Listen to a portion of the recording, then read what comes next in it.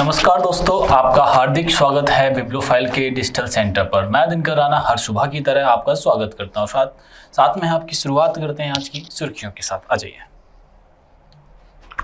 भारतीय खेल प्राधिकरण स्पोर्ट्स अथॉरिटी ऑफ इंडिया ने हाल ही में जापान के यूनिवर्सिटी ऑफ सुकुबा के साथ समझौता MOU किया है। ठीक है। SBI रिसर्च की रिपोर्ट के अनुसार वित्त वर्ष 2025-26 में भारत की वास्तविक GDP 7.7 रहने वाली है। SBI के अनुसार मध्य प्रदेश के इंदौर में ब्रिक्स सम्मेलन का शुभारंभ हो चुका है। इस सम्मेलन में ब्राजील, इंडोनेशिया, चीन, ईरान, दक्षिण अफ्रीका, संयुक्त अरब अमीरात और सैन्य सदस्य देशों में प्रतिनिधि भाग ले रहे हैं। हाल ही में भारत के national payments corporation of India और नेपाल क्लियरिंग हाउस लिमिटेड ने भारत के यूपीआई और नेपाल के नेशनल पेमेंट इंटरफेस के बीच एक क्रॉस बॉर्डर लिंकेज की शुरुआत की है। ये बात आप लोग यहाँ से ध्यान में रखिएगा। ये कल भी मैंने डिस्कस किया था और इसको दोबारा डिस्कस करते हैं।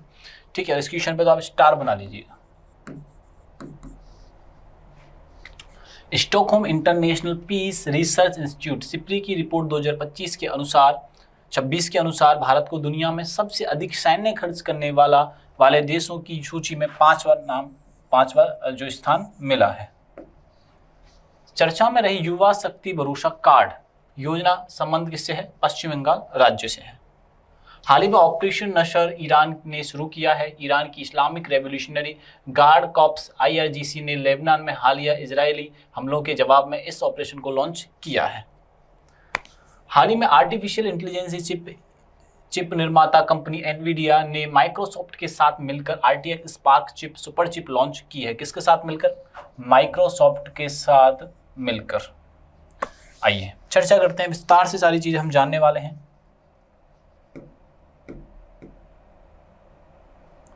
देखिए, हाल ही में RTX स्पार्क चिप किसने लॉन्च किया है? ठीक है ना।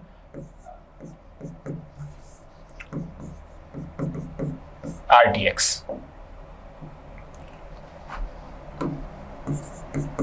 Spark chip. ठीक है बच्चों, ये किसने लॉन्च किया? तो ये लॉन्च किया है एनवीडिया ने। किसने लॉन्च किया है? एनवीडिया ने लॉन्च किया है। ये बात आप लोग यहां से ध्यान रखना। एनवीडिया विश्व की सबसे बड़ी चिप निर्माता कंपनी है। विश्व की सबसे बड़ी चिप निर्माता कंपनी है। चिप निर्माता कंपनी है। किसकी सहायता से एनवीडिया ने प्रारंभ किया है? तो ये प्रारंभ किया है माइक्रोसॉफ्ट की सहायता से। माइक्रोसॉफ्ट की सहायता से। ठीक है ना।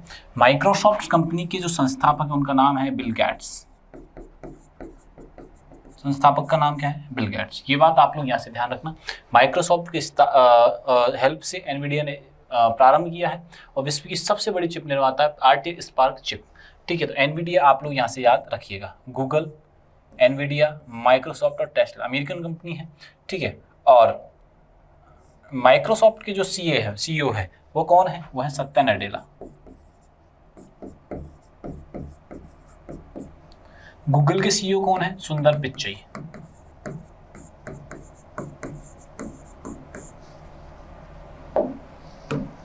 ठीक है। और टेस्ला के कौन है? Elon Musk. ये बात आप लोग यहां से ध्यान में रखिएगा। चलो आगे बढ़ते हैं। एनवीडिया ने हाल ही में RTX spark chip AI launch किया है। ये चिप पर्सनल कंप्यूटर्स के लिए विकसित की गई है। किसके लिए विकसित की गई है? पर्सनल कंप्यूटर्स के लिए विकसित की गई है। ये बात आप लोग यहाँ से ध्यान में रखिएगा। RTX स्पार्क AI आधारित कंप्यूटिंग क्षमता को बढ़ाने में सहायता देगी। ये उन्नत ग्राफिक्स और तेज प्रोसेसिंग के लिए डिजाइन की गई है। एनवीडिया की स्थापना 1993 में हुई थी। इसके CEO है जेनसन हुआंग। ठीक है ना। कंपनी GPU और AI तकनीक को क्षेत्र में अग्रणी है। एनवीडिया का मुख्यालय कैलिफोर्निया अमेरिका में है। एनवीडिया का मुख्यालय कहाँ पे है? तो ये है अमेरिका के अंदर। अब जो सारी बातें चल रही हैं कंप्यूटर से रिलेटेड चल रही हैं, तो कंप्यूटर के बारे में हम जानने का प्रयास करते हैं। कंप्यूटर का पहला जो कैलकुलेटिंग मशीन बनी थी, कैलकुलेटिंग मशीन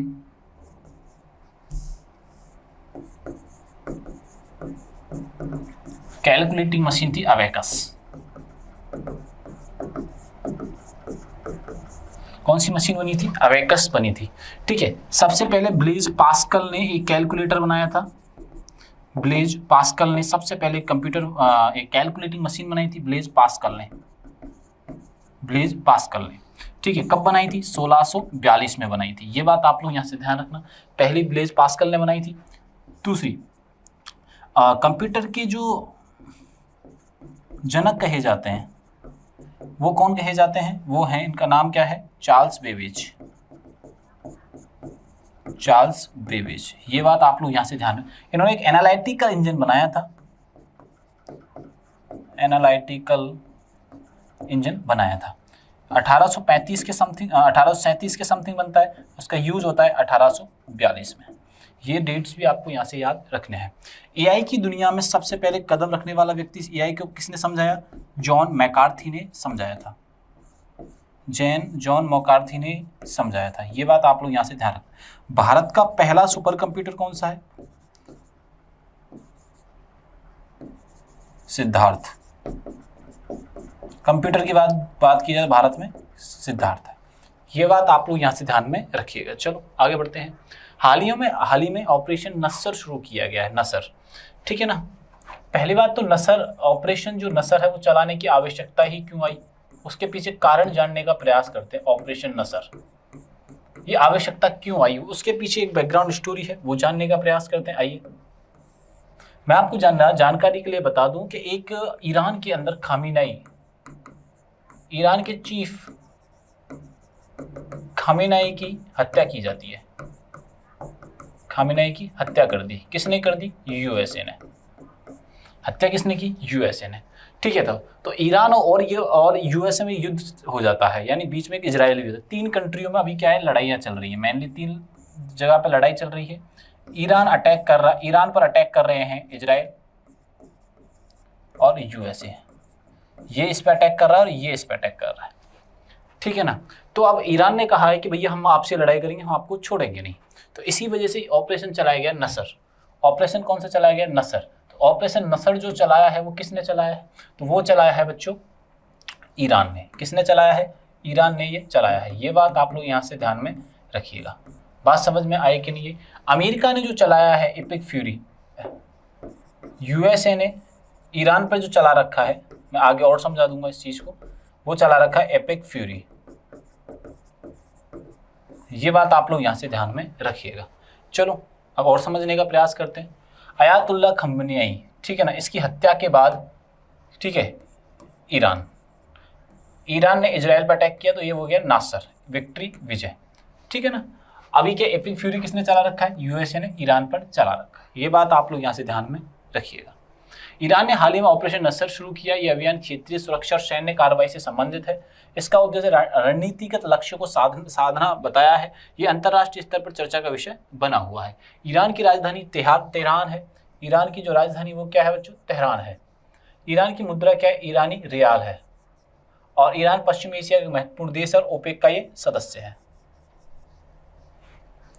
हाल ही में चर्चा में रहा युवा शक्ति भरोसा कार्ड योजना का संबंध किस राज्य से है?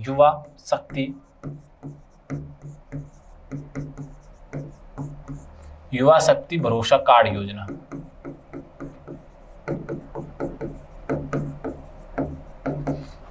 ठीक है, जैसे आप इस बात से समझ, अगर आप राजस्थानी हो तो आप इस बात से समझ सकते हो बेरोजगारी भत्ता के शुरुआत करना। तो युवा शक्ति, युवाओं की एज कितनी होनी चाहिए? तो ये राशि दी जाएगी 18 से 40 वर्ष की आयु होनी चाहिए। युवाओं से मतलब क्या लिया गया है यहाँ पे? तो युवाओं की एज रहेगी 18 से 40 वर्ष। इनको एक पैसा मिलेगा, धन मिलेगा सरकार के द्वारा। और कितने धन की प्राप्ति होगी? रुपए जो मिलेंगे 3000 रुपए मिलने वाले हैं। तो 3000 रुपए बंगाल गवर्नमेंट, किस में चलाएगी वो भी आप ध्यान रखना, वेस्ट बंगाल गवर्नमेंट ने, पश्चिम बंगाल सरकार ने ये योजना प्रारंभ की है। पश्चिम बंगाल सरकार ने युवा शक्ति योजना प्रारंभ की है। कितने एज के लोगों को मिलेगी? 18 से 40 वर्ष। कितने रुपए मिलेंगे? 3000। एक और इसकी बात है कि परमानेंट रेजिडेंट होने चाहिए, परमानेंट रेजिडेंट होने चाहिए आप वेस्ट बंगाल की, तब ये योजना का आप ले पाएंगे, लाभ ले पाएंगे, ठीक है ना। युवा शक्ति जिन्होंने प्रारंभ की है वो यहाँ के सीएम ने की है। सीएम का नाम क्या है? शुवेंदु अधिकारी। शुवेंदु अधिकारी ने प्रारंभ की है। योजना किसने प्रारंभ की है? शुवेंदु अधिकारी। शुवेंदु अधिकारी है कौन? सीएम है। कहाँ के? वेस्ट बंगाल के। कब रिजल्ट आया था? 4 मई को आया था। 9 मई को इन्होंने क्या किया था? शपथ ग्रहण किया था। 9 मई के दिन इंपॉर्टेंट बात क्या है कि महाराणा प्रताप जयंती भी मनाई जाती है। महाराणा प्रताप जयंती, ये बात आप लोग यहाँ से ध्यान में रखिएगा। तो युवा शक्ति भरोसा कार्ड योजना जो प्रारंभ की गई है वो वेस्ट बंगाल में प्रारंभ की गई है। कहाँ पे प्रारंभ की गई है? वेस्ट बंगाल योजना, वेस्ट बंगाल में ये प्रारंभ की गई है। पश्चिम बंगाल की जो राजधानी है वो है कोलकाता। कोलकाता, कोलकाता किस नदी के किनारे? तो कोलकाता है हुगली नदी के किनारे पर। भारत की ये सांस्कृतिक राजधानी भी है। सांस्कृतिक राजधानी है कौन? कोलकाता। भारत का पहला हाई कोर्ट, भारत का पहला हाई कोर्ट, भारत की पहली मेट्रो, भारत की पहली मेट्रो कोलकाता में। ये बात आप लोग यहाँ से ध्यान में रखिएगा, भारत की पहली मेट्रो। तो ये सारी बातें हमें यहाँ से याद रखनी है। चलो आगे बढ़ते हैं, ठीक है। युवा शक्ति योजना के लिए क्या होना चाहिए? 3000, वो युवा शक्ति 3000 रुपये मिलेंगे। 10th की मार्कशीट और वेस्ट बंगाल के आप स्थायी निवासी होने चाहिए। इससे पहले युवा श्री योजना थी जो ममता बनर्जी चला रखी थी, इसमें 1500 रुपये मिलते थे, ठीक है। आप ऐसे कह सकते हो युवा श्री को रिप्लेस किसने किया है? युवा शक्ति से। अब रिप्लेसमेंट के कारण मैं इसको यहाँ पर लिख रहा हूँ, रिप्लेस किया है। ये बात आप लोग यहाँ से ध्यान रखें, किसने रिप्लेस किया है? युवा शक्ति कार्ड योजना ने इसको रिप्लेस किया है बच्चों। पश्चिम बंगाल की राजधानी कोलकाता है और ये मैं बार बार इसलिए आता हूँ इसको लिखकर कि आप याद हो जाएगा आपको। तो इसको हटा दो ममता बनर्जी की और यहाँ लिख देंगे हम शुवेंदु अधिकारी जी। शुवेंदु अधिकारी जी, ये बात समझ में आई कि नहीं आई? ठीक है ना। राज्य विधानसभा में नेवा सुंदरवन विश्व का सबसे बड़ा मैंग्रोव वन क्षेत्र यहीं पे स्थित है। युवा शक्ति भरोसा कार्ड योजना पश्चिम बंगाल सरकार से संबंधित है। इस योजना के उद्देश्य युवाओं को वित्तीय सहायता प्रदान करना है और युवाओं की एज मैंने आपको बता दी है। योजना के अंतर्गत पात्र लाभार्थियों को मासिक सहायता उपलब्ध कराई जाएगी। यह राज्य के युवाओं के लिए कौशल रोजगार को बढ़ावा देने के प्रयास है। सिप्री रिपोर्ट 2026 के अनुसार दुनिया सैन्य खर्च करने वाले देशों की सूची में भारत को कौन सा स्थान मिला है? सिप्री रिपोर्ट आई है, ठीक है ना। सिप्री की रिपोर्ट आई है, इसकी फुल फॉर्म क्या होती है? 2026 सिप्री रिपोर्ट 2026, सिप्री रिपोर्ट 2026, ठीक है ना। Stockholm Institute Peace research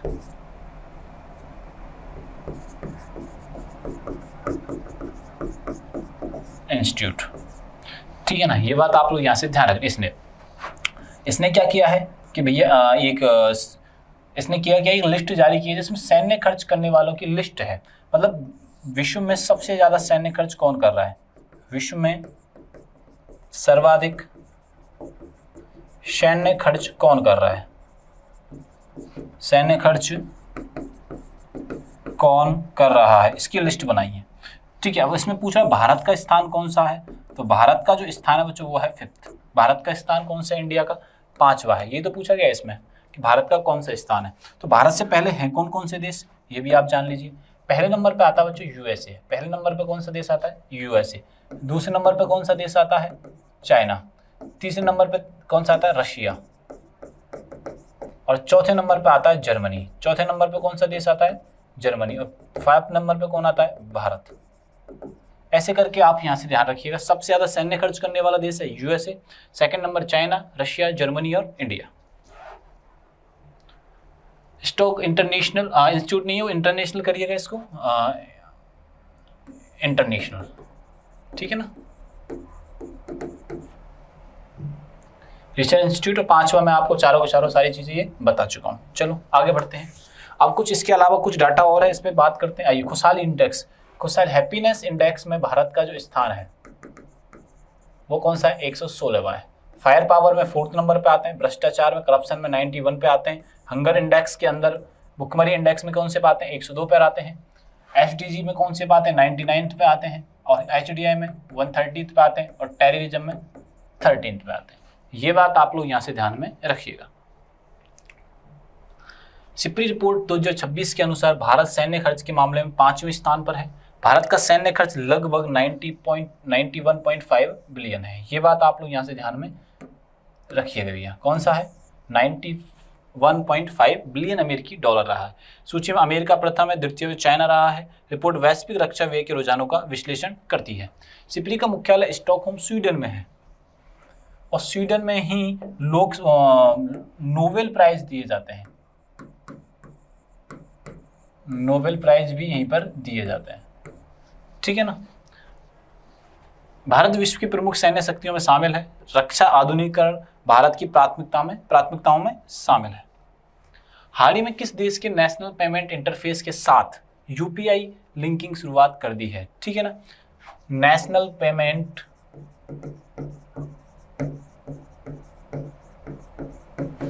interface, ठीक है, नेशनल पेमेंट इंटरफेस की शुरुआत कर दी है यूपीआई लिंक के साथ। एनएससीआई के द्वारा चलाया जाता है यूपीआई। तो यूपीआई भारत से जो लिंक करेगा, भारत और ये किसके बीच लिंक हो गया है, नेपाल के साथ ये लिंक हुआ है बच्चों। ये बात आप लोग यहाँ से ध्यान में रखिएगा। नेपाल की बात करें तो नेपाल में नए प्रधानमंत्री बने बालेन साहब। यहाँ की जो राजधानी काठमांडू है,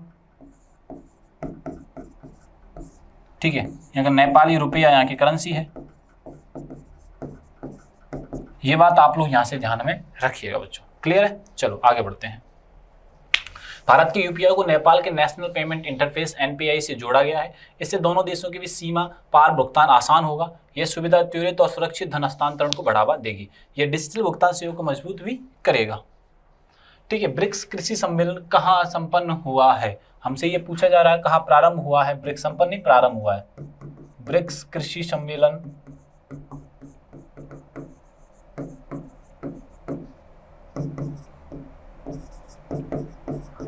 प्रारंभ हुआ है, तो ये प्रारंभ हुआ है इंदौर में। कहाँ प्रारंभ हुआ है, इंदौर में। इंदौर कहाँ पे है बच्चों, ये मध्य प्रदेश का एक शहर है। मध्य प्रदेश का ये शहर है, ये बात ध्यान रखना। इसमें देश भर के जो ब्रिक्स की जो कृषि मंत्री हैं, ब्रिक्स में जो देश हैं उनके कृषि मंत्री सभी लोग आए हुए हैं। कृषि मंत्री आए हुए हैं अलग अलग देशों के आए हुए हैं, ठीक है ना। इंदौर कहाँ पे है, एमपी में है, ठीक है। ये बात आप लोग यहाँ से ध्यान रखना। भारत का सबसे स्वच्छ शहर है ये, भारत का सबसे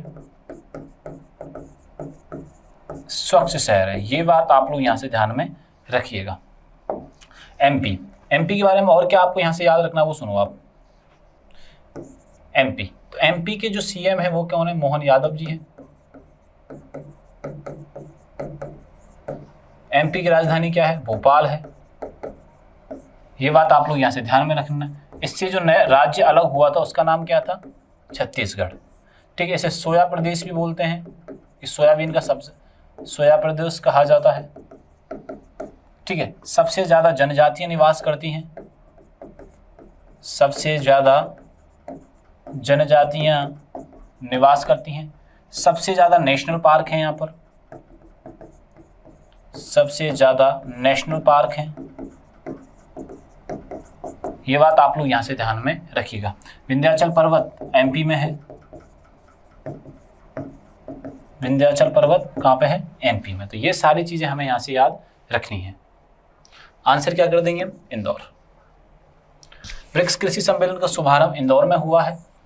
भारत वर्ष 2026 में ब्रिक्स की मेजबानी कर रहा है। कृषि नवाचार, खाद्य सुरक्षा, टिकाऊ खेती पर चर्चा की जा रही है। सदस्य देशों के प्रतिनिधि इसमें भाग लेंगे बच्चों, ठीक है ना। ब्रिक्स की स्थापना 2009 में होती है और अलग अलग चीजों कंडीशन में होती है। विस्तार 2024 में, स्थापना 2009 में। ब्राजील, रूस, भारत, चीन और दक्षिण अफ्रीका के संस्थापक इसके सदस्य हैं। इंदौर मध्य प्रदेश का सबसे बड़ा तो नहीं है, बट ध्यान रख लेना आप। एसबीआई रिसर्च के अनुसार फाइनेंशियल ईयर 2026 में जीडीपी की कितनी दर रहेगी, किसके अनुसार, एसबीआई के अनुसार। एसबीआई भारत का एक सार्वजनिक बैंक है। एसबीआई भारत का सबसे बड़ा सार्वजनिक बैंक है, भारत का सबसे बड़ा सार्वजनिक बैंक है, सार्वजनिक बैंक है। अब एसबीआई का जो गठन होता है, पहले थे इसको बोलते थे इंपीरियल बैंक। क्या बोलते थे? Imperial bank. इंपीरियल बैंक का जो गठन हुआ था 3 बैंकों से होता है, बैंक ऑफ बॉम्बे, मद्रास, ठीक है, ये बात आप लोग यहां से ध्यान में रखिएगा, बॉम्बे, मद्रास और एक और रहता है कोलकाता, ये बात आप लोग यहां से ध्यान में रखिएगा। और फिर इंपीरियल, इन तीनों मर्जअप होता है तो इंपीरियल बनता है। अभी क्या बुलाते हैं इसको? एसबीआई हम बुलाते हैं। एसबीआई को कंट्रोल जो सेंटर, एसबीआई को जो कंट्रोल करने का काम जो करता है वो करता है आरबीआई। ये बात आप लोग यहां से ध्यान रखना। एसबीआई ने कहा है कि भारत की जो जीडीपी दर रहेगी, ठीक है ना, जीडीपी दर रहेगी वो रहेगी 7.7। ये बात आप लोग यहां से ध्यान में रखिएगा। अब बात आती है कि ये क्या है, ठीक है, जीडीपी है क्या? देश की सीमाओं के अंदर, जीडीपी का मतलब क्या होता है बच्चों? देश की सीमाओं के अंदर उत्पादन। ये बात आप लोग यहां से ध्यान में रखिएगा आप लोग, ठीक है ना। तो एसबीआई 7.7 कहा है बच्चों, ठीक है। आरबीआई की स्थापना 1935 में होती है। आरबीआई की स्थापना 1935 में होती है। इसका 1937 में कोलकाता से मुंबई हेडक्वार्टर का, कोलकाता से मुंबई हेडक्वार्टर को बदला जाता है या स्थानांतरण किया जाता है, बदला जाता है। और इसका 1949 में राष्ट्रीयकरण होता है। पहले जो आरबीआई के अध्यक्ष क्या गवर्नर रहते हैं, सीडी देशमुख रहते हैं। अभी कौन है? मल्होत्रा जी हैं। ये बात है अपन को यहाँ से जाननी है, ये सारी की सारी चीजें। चलो आगे बढ़ते हैं। SBI research and financial year 2026 GDP दर 7.7 रही है। रिपोर्ट के अनुसार सेवा क्षेत्र निवेश वृद्धि से प्रमुख कारक हैं। सेवा क्षेत्र में और निवेश में सबसे ज्यादा वृद्धि हुई है। भारत और वैश्विक स्तर पर सबसे तेजी से बढ़ती प्रमुख अर्थव्यवस्थाओं बना हुआ है। आर्थिक गतिविधियों में निरंतर सुधार देखा जा सकता है। एसबीआई का पूर्ण रूप है स्टेट बैंक ऑफ इंडिया।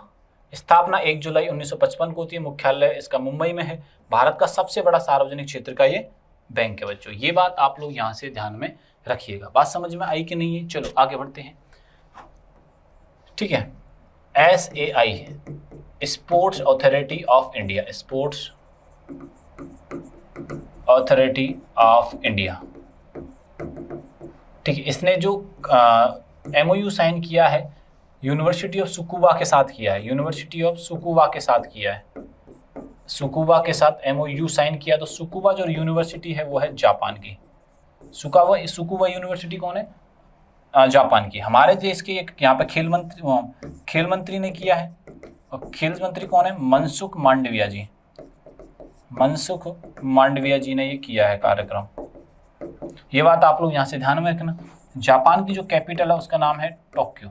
ये बात भी अपने को यहाँ से याद रखनी है बच्चों। तो किसके साथ? जापान के साथ। Sports authority of India Sai की यूनिवर्सिटी ऑफ सुकुबा के साथ समझौता किया है। यह समझौता खेल विज्ञान उच्च प्रदर्शन प्रशिक्षण को बढ़ावा देगा। दोनों संस्थान खिलाड़ियों और शोधकर्ताओं के बीच सहयोग करेंगे। और समझौता 3 वर्षों के लिए किया गया है। साई का पूर्ण रूप क्या है? स्पोर्ट्स अथॉरिटी ऑफ इंडिया है। नई दिल्ली में इसका मुख्यालय है। सुकुबा जापान में विश्वविद्यालय है। ये समझौता भारत और जापान के खेल सहयोग को मजबूत करने के लिए बच्चों हुआ है। ऐसी फैक्चुअल जानकारियों को हमारे चैनल को सब्सक्राइब कर लो जल्दी से, और ये सभी जानकारी आपको टेलीग्राम पर मिलने वाली है। तब तक के लिए थैंक यू, धन्यवाद।